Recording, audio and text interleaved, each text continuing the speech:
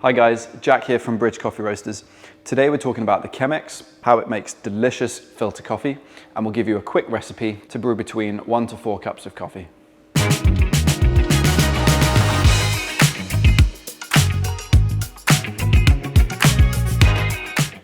So before we get started, there's a few basic things you're going to need. First, and obviously the Chemex, and then you'll also need some filter papers. Thirdly, you'll need a set of weighing scales, preferably ones that have a timer built in and can go to 0.1 of a gram, although that's not necessary. Next up, you're going to need some delicious coffee. As a general rule, to make some delicious coffee, fresh is best. So you're going to want to find something that's been roasted recently and that's been ground just before you brew. Next up, you're going to want a kettle, preferably one with a gooseneck spout. That will help you control the pour. And if you can find one that's temperature controlled as well, that's really helpful. And then finally, it's really important that you use delicious, clean, filtered water. It's really easy to forget that the largest ingredient in a cup of coffee is the water. So as a general rule, if the water is tasting clean and fresh, that's a great starting point. So to quickly talk you through the basic elements of the recipe, for every litre of coffee that we're going to brew, we're going to use 60 grams. So for one person, a nice recipe is 250 ml of water, 15 grams of coffee. Double that for 2 people, 500 ml to 30 grams, so on and so on. This particular Chemex is great for serving between 1 to 4 cups of coffee. It does max out at about a litre, which is about 60 grams of coffee. Now I'm going to be brewing a light roast today, so I'm going to set my kettle at 99 degrees. Why not 100? Basically, when you set the kettle to 100, it's boiling, so the water can splash out. 99 degrees is absolutely fine. And for medium roasts, you might want to drop that down to 95, dark roasts 90, just because you don't need to extract as much when it's been roasted a little bit longer. So the first thing you're going to want to do is weigh out your coffee beans. Now I'm going to brew a 500 ml recipe, so I want 30 grams of coffee. I'm going to grind it now just before I brew. As I mentioned, it's best to keep it fresh. Once you grind the coffee, you start losing flavor, so it's important to really do that as soon as you can just before you brew. And it's quite hard to convey grind size with words or video. Okay, so I've ground my coffee. It's just in there now. And what you want to do is fill your kettle and get that boiling.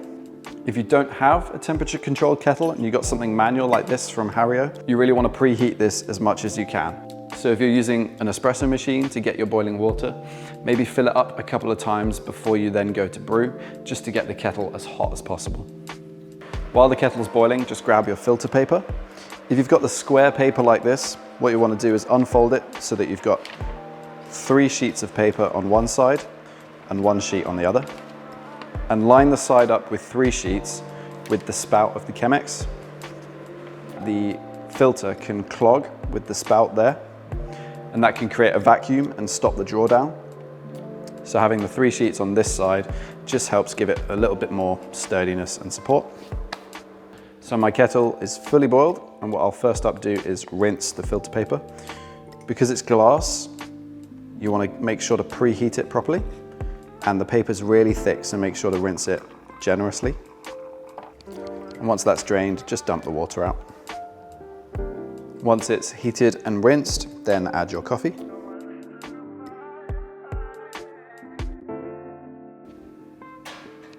And give it a quick shake, just to level out the bed.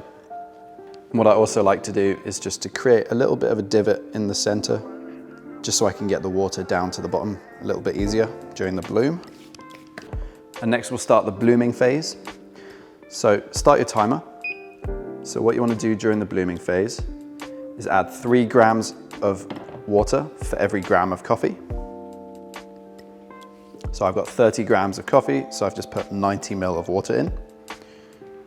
And once you've done that, just give it a quick swirl. Make sure that all the coffee grounds are properly saturated. And we're going to leave that till the 45-second mark. After the 45 seconds, you're going to add your first pour, and here you're going to add up to 60% of the total weight. So in here I'm brewing enough for 2 people, 30 grams of coffee. That will be in a total 500 ml of water. So now I'm just going to slowly add up to 300 ml. That's 60% of the total. And that should take you about 30 seconds. And once you're there, just give it a quick swirl. not too aggressive, just gentle. And then after another 30 seconds, so I'm now at the 145 mark, I'll top up to the total weight, so all the way up to 500 grams now. And once again, just let that take about 30 seconds. If you're brewing for 3 or 4 people, you might find that the cone at the top gets a little bit too full, so just be mindful not to overflow the edge of the brewer. And if you need to take longer than 30 seconds and pour a little bit slower, that's absolutely fine. Once it's at the top, just give it another small swirl, just enough to knock any grounds that might be stuck to the wall. And the whole time just being mindful of the spout, making sure the filter isn't getting stuck there. And if you need to, just give it a quick lift just to adjust. Now, you don't need to stick to a certain brew time, like 4 minutes or 5 minutes. Just be a little bit mindful of how long it's taking. What you really want to do is taste the coffee. If it's tasting a little bitter and over-extracted, just coarsen up the grind size a little bit. On the other hand, if it's tasting sour or weak, go a little bit finer. There's no ideal time and every coffee will be different, so it's really more important about taste.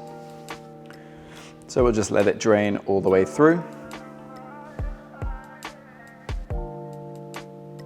So once it's finished draining out, hopefully the bed of coffee will be nice and flat. And what that'll show is that the coffee has just been evenly extracted the whole way through the brew, which is nice. And you'll know it's finished when you can no longer see water above the bed of coffee. There might be a few more drips, but you're basically finished at that point. Just turn off your scale and discard the coffee and the filter. So we used 500 ml of coffee, but the grounds do hold on to a little bit, about twice their weight. And we used 30 grams of coffee, so they probably hold on to about 60 ml of water. So in here we've probably got about 440 ml of finished coffee, which is a nice amount for 2 people. Just give it a swirl, make sure all of the coffee is nicely incorporated. And if this is your first brew with this coffee, see how it's tasting. And think about, is it too bitter and dry? Do you need to coarsen up the grind a little bit? Or is it sour and weak and you want a little bit more sweetness? Then go a little bit more finer. So just to recap, you can brew enough coffee for between 1 and 4 people. And for each person, you want 15 grams of coffee, 250 ml of water. So today I did 30 grams to 500 ml. You want to use fresh coffee that's just been ground at a medium grind size. For a light roast, you want the water to be just off the boil, as hot as you can. And you want fresh tasting, clean, filtered water.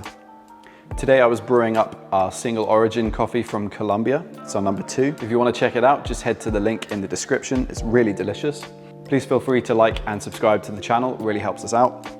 Click on the next video if it looks like something you might be interested in. But if not, I'll see you next time. Thanks.